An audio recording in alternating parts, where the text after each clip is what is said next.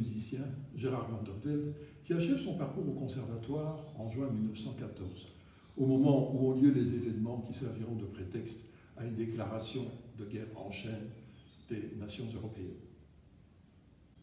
Le pays de Liège est le premier touché par l'invasion de la colossale armée allemande qui commet d'emblée des atrocités dont Gérard est le témoin. Il tente désespérément de sauver ce qu'il aime, mais la guerre le rattrape et le force à l'exode, sans nouvelles de ses proches et de sa fille. La mort rôde et frappe, mais les dangers de la guerre génèrent parfois aussi des rencontres et des amitiés inattendues. Les épisodes haletants dans le feu des combats alternent avec les événements qui se déroulent à l'arrière, dans les campements, dans les hôpitaux ou encore dans les salles de concert. Les humains ne sont pas les seuls à endurer la guerre. Gérard Van der Velde est ainsi confronté à un cheval allemand déserteur au comportement stupéfiant qui deviendra son inséparable compagnon.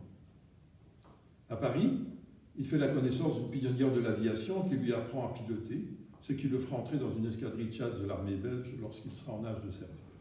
D'autres personnages entrent dans la vie de Gérard, marin, sportif et aussi des combattants de l'autre camp.